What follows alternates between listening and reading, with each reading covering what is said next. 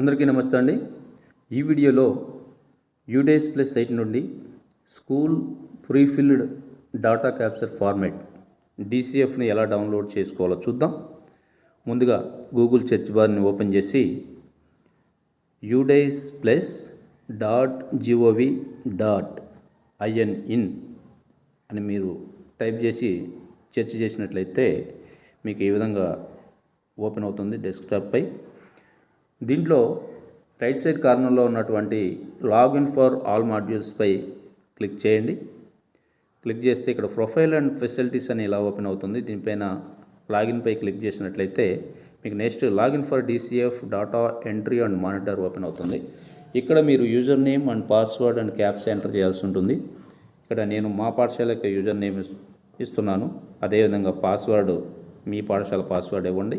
క్యాప్సా కూడా చూసి కరెక్ట్గా ఎంటర్ చేసి మీ లాగిన్పై క్లిక్ చేసినట్లయితే మీకు నెక్స్ట్ ఆప్షన్ ఈ విధంగా వస్తుంది. చూడండి,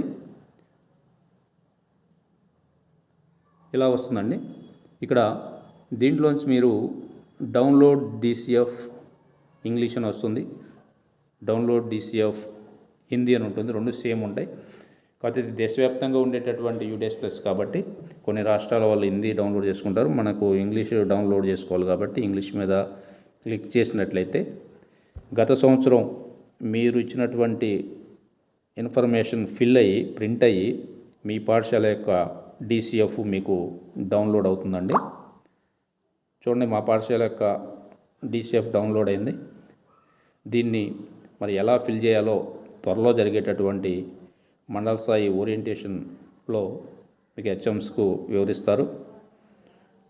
దీంట్లో ఏమైనా తప్పులున్నా లేకపోతే ఇన్ఫర్మేషన్ లేకపోయినా మీరు సరి చేసి పూర్తి చేసి ఇవ్వాల్సి ఉంటుందండి.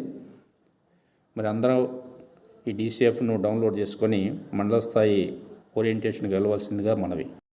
నెక్స్ట్ వీడియోలో ఈ DCFను ఎలా ఫిల్ చేయాలో అనేది కంప్లీట్గా నేను ఎక్స్ప్లెయిన్ చేస్తానండి.